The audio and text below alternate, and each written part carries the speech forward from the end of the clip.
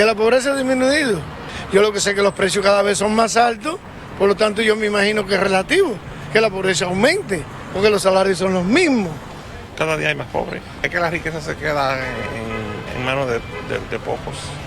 Realmente no ha disminuido, porque seguimos habiendo más pobres cada día en la calle. Yo siento que eso crece cada día, porque aquí no hacen mucho como por ayudar a las personas, el gobierno.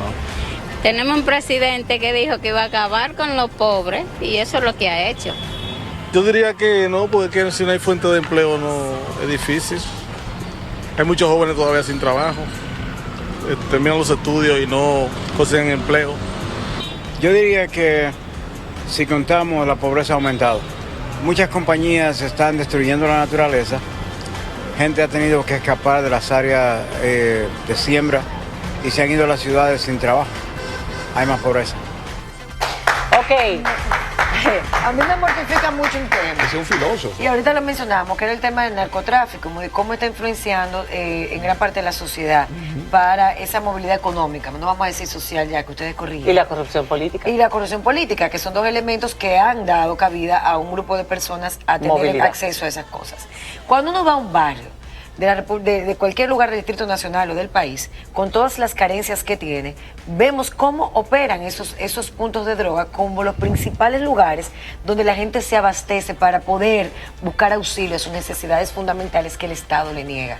Entonces, ¿cómo nosotros, o sea, es como si ese punto de droga y el dueño de ahí fuera el garante de esos derechos? Y esas personas, para crecer, tienen que aliarse a eso. Porque dicen, no hay meritocracia, ¿de qué me sirve estudiar? Y terminan eso. O meterse en la política. O meterse en la política, porque el que se mete en la política tiene éxito y de alguna manera u otra recibe mucho dinero que de otra manera yo no voy a tener porque no me he preparado. Eso es parte de lo que hemos creado en una generación. ¿Cómo combatimos eso? O si de repente tenemos que combatirlo y eso forma parte importante de esa escala económica que se está viendo en ascenso. Esta es una sociedad que crece mucho, pero es una sociedad donde los recursos que se producen, el ingreso se concentra mucho. El PIB crece mucho. Pero, sin embargo, uno de cada tres dominicanos se mantiene en la pobreza. Entonces, ahora, ¿cómo resolver eso? Ajá. Evidentemente, la solución de eso no está en la economía, está en la política, está en la justa redistribución del ingreso. ¿Por qué la política? Porque es el resultado de un esquema desigual de distribuir los resultados del crecimiento. Perdón, la mayor a parte través de los cuáles empleos, mecanismos, la mayor... malas políticas de educación que no le da formación a la gente, no hay servicios de salud, la gente su nivel de salud está precario y cuando recibe unos chelitos lo tiene que meter en eso y no en otras cosas, etcétera. Es decir, hay una mala distribución del ingreso. Ese PIB que crece se queda en los bolsillos entonces. Se concentra en un grupo privilegiado. ¿Cuáles? Exactamente. Bueno, ahí intervienen varios grupos. Número uno, el alto empresariado. Número dos, la alta clase media ligada a servicios de alto requerimiento y alta productividad. Piensa tú en grandes publicistas, grandes banqueros, etcétera. Tercero, en políticos, etcétera, etcétera, etcétera. Hay un grupo pequeño que es el que se beneficia de los frutos del crecimiento económico. Esa riqueza no se distribuye. No, en absoluto. Y los empleos privados no aumentan como deberían aumentar, reduciendo los empleos públicos. Fíjate, aquí hay un gran problema, un gran desafío estructural. La desigualdad social, lejos de disminuir, crece. Si ustedes miren el coeficiente de Gini, que es el que mide la distribución de la riqueza, en el año 2013 y 2014 la desigualdad bajó. Sin embargo, en el 14, 15, 16, 17 y 18, la desigualdad creció. Estamos ahora en 0.56. Mientras más te acerca uno, más pésima es la desigualdad social. Entonces aquí se unen dos elementos fundamentales. La voluntad política, que tiene que ver con la distribución de la riqueza, que a través de política pública, educación, salud, servicio público de calidad, transporte. El dominicano gasta el 25-30% de su salario solo en transporte, de mala calidad. Y otro mal que hay en la República Dominicana, que impide ese espacio de solidaridad social, es la corrupción. O sea, esos dos males, la mala desigualdad social y una rampante corrupción, impiden que los sectores excluidos de la sociedad dominicana, vía política pública, puedan ascender socialmente. Eso se está dando. Más de la mitad de del ingreso de un finlandés promedio se va en impuestos. Más de la mitad. Pero del los ingreso. impuestos dominicanos. ¿Pero esos son los impuestos ingresos? a él se lo devuelven y En su salud, nivel de vida Sí, es mucho más elevado y mejor. Pero que el nuestro. esa gente hicieron una huelga el otro día que le querían bajar los impuestos. Ajá. E hicieron una huelga para que no se los bajaran. Exacto. Porque ellos tienen el transporte, la educación, la Seguridad salud. ciudadana. Entiendo De dónde está el primera. punto. Seguridad De Lo puse primera. para que se ponga Más claro. aún, puede haber, si se crea un robot, la robótica, y desplaza a 10 trabajadores, la empresa tiene que pagar el impuesto para mantener a esos trabajadores que- desplazados. Ok.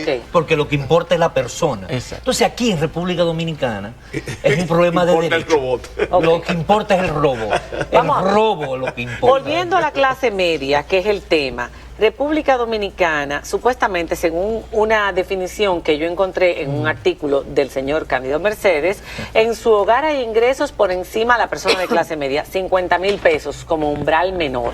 Faride hablaba de 2 personas con 50,000, o sea, 2 personas que sumados ya salían de clase media, clase privilegiados. media alta. Privilegiados. Ok, la vivienda ¿Cómo qué? tiene agua potable dentro de la casa, Ajá. tienen seguro médico, tienen un vehículo, sobre todo si viven en la capital o en Santiago, maneja una computadora, lee, pero lee algo, va al cine, la calidad de su momento de ocio la tiene y toma vacaciones fuera de su casa como mínimo en un resort. Pero la mayor parte de esa gente lo debe todo, absolutamente todo.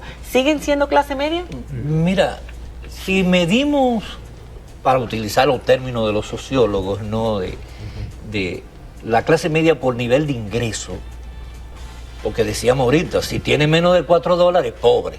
Entonces, si tiene un ingreso de 50,000 pesos, es clase media por su ingreso. Aunque lo deba todo. Aunque lo deba todo. Ahora, ¿qué pasa? Que esos 50,000 pesos no responden a una sociedad de derecho. Es decir, esta sociedad no es una sociedad que te asegura a ti el derecho a la salud, por ejemplo. Exacto. Ni el derecho a la educación de calidad. Pero con esos 50,000 pueden pagar un seguro médico, pueden pagar una educación de calidad para sus hijos, No, pueden no, eso no alcanza. Porque Entonces, si tú tomas ¿por qué dice que son clase media? el 26% se va en alimentos, el 25% se va en transporte, en combustible. Entonces, ¿No? es lo que estamos hablando ahorita. Entonces, ¿Por qué dice que son decimos que clase son clase media? Por el nivel de ingreso y tal vez por el nivel de formación, por el nivel de enfoque que se da. Ocupación, profesión, pero tan asfixiados. Y además una cosa, que hay un índice muy importante. Son clase media, pero asfixiados. Y es un índice muy Por importante. el mundo consumo. Y hay un índice muy importante que tú lo mencionabas de alguna manera, que es el de hacinamiento. Es decir, si viven 2 personas en una habitación, en un apartamento de 2 cuartos, pues tiene un índice de 1. Pero si viven 9 personas en 2, el índice es de 4.5. Ahora vamos a eso. Es decir, Entonces, que el nivel de hacinamiento te lleva también a un nivel de pobreza. Bueno, pero depende del nivel educativo, la cantidad de hijos también. También, Una cosa claro que sí. relacionada con la pero, otra. por ejemplo, cuando hablamos de la clase más vulnerable, porque hemos mencionado la palabra vulnerable y uno piensa en la clase que es más víctima de la exclusión social, de la marginalidad, de esa persona que se despierta, que tiene un trabajo fijo, hasta como trabajador doméstico en un hogar, y que lo que gana son 10,000, 11,000 pesos mensuales. Tiene 3 hijos y tiene que mantener su familia. ¿Cuál es la expectativa de vida de esa persona que trabaja en ese hogar, que tiene 3 hijos, que tiene que mantenerlos? Que sus hijos estudien y la saquen de la miseria. Mira, la inmensa mayoría de este país, vamos a volver a utilizar clasificaciones, que al final es lo que las clases sociales son. Vamos a utilizar la clasificación entre aquellos que tienen esperanza y aquellos que se resignan. Es decir, que saben adaptarse a lo que inconscientemente saben muy bien, porque han vivido eso a través del ejemplo intergeneracional de sus padres, de sus vecinos, Ahí está el de problema. sus amigos de escuela, etc. ¿Se quedan ahí?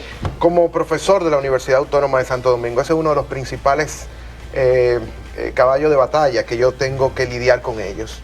Hablarles, por ejemplo, de estadísticas sociales en lo que ellos se encuentran, y al final, cuando le digo, mira, tú te ubicas más o menos en esta posibilidad de tener luego de tu diploma X empleo con X salarios, y al final ellos me dicen, profesor, y si eso es así, con los altos niveles de probabilidad de que eso sea realmente así, ¿qué yo hago aquí?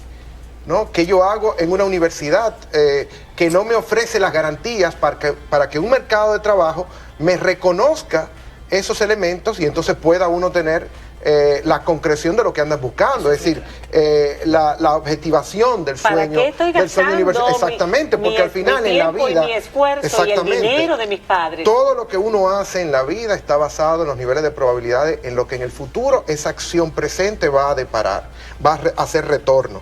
Pero cuando ese futuro está tan incierto, es más, no solamente incierto, está muy seguro, pero contrario a lo que uno anda buscando, cómo uno invierte en el presente. Y por eso es que uno mira los niveles tan altos de ilegalidad en las acciones, porque el propio sistema ha llevado a que la gente tenga que recurrir al pluriempleo, pero también tenga que recurrir muchas veces al mundo delictivo, o que se la tenga que buscar, es decir, lo que popularmente llamamos tigueraje, para poder sobrevivir en una sociedad dirigida, porque no es que la sociedad cayó del cielo, dirigida y proyectada por una clase dirigente que ha secuestrado el destino de los dominicanos para ellos en detrimento de todos los otros. Una preguntita, ¿qué probabilidades tiene esa persona que pone a sus hijos en base a su trabajo de servicio doméstico, de jardinero, de chofer, lo que sea, a estudiar en una universidad con la esperanza de que sean profesionales, que tengan una mejor vida y que puedan ayudarlo a ellos cuando sean viejitos? ¿Qué probabilidad tienen esos muchachos si no tienen los contactos, las conexiones, el apellido, las relaciones, etcétera, etcétera, etcétera? ¿Qué probabilidades reales en nuestro país? El 60% de los jóvenes se quieren ir en los próximos 3 años. El 60%. 60%. El 60%. Entonces estamos ante una desesperanza total de la juventud. Pero entonces, ¿qué hacemos? Porque tenemos que trabajar para poder llevar esos números a su máxima reducción y no lo podemos lograr de la noche a la mañana. Lo vamos a comentar en la pausa cuando regresemos. Esa pregunta que dejó Faride para concluir este programa, y compartimos algunos de sus comentarios a través de nuestro hashtag. Dulcinea Durán Asensio dice: ahora todo el que tiene dinero es de la clase alta. Ya en los lugares ricos de la capital están juntos urbanos, chapeadoras, peloteros, narcotraficantes, políticos, que se robaron el erario público, empresarios, banca de apuestas, están todos juntos. Eso es verdad. Es verdad, Wilfredo, que te ríes. Es verdad, definitivamente. Ella lo sintetizó mejor que todo. Muy rápido. Ana Rosemary Baez dice: ¿de qué sirve ganar lo que ganas si tienes que invertir en los servicios que se supone tiene que suplir el gobierno? Claro. Se te va el dinero en eso, lo que debería estar supliendo el gobierno con tus impuestos. José Antonio El Meca dice: en la teoría marxista las clases no se definen por su posición en escalas lineales de poder, prestigio, riqueza, sino por su función estructural en las relaciones de producción. Bueno, él tiene razón. Sí, pero han pasado unos años desde eso y las cosas han cambiado. Sí, digo, yo estudié también en la época del marxismo. Ángel Alberto, en este país la clase media no existe, el PLD se ha encargado de destruir eso de clase media. Que es un poco lo que está intentando discutirse aquí. Piensa Verde dice, traduciendo al doctor Rijo sobre clase media igual mito, es como una clase media agrietada en 1000 pedazos por la deuda. En pocas palabras, esa vulnerabilidad a la que hace referencia hace que CM en RD, clase media, sea un dolor de cabeza 24/7. Y por ahí muchísimos comentarios. Este es un tema que nos importa a todos. Cuando regresemos.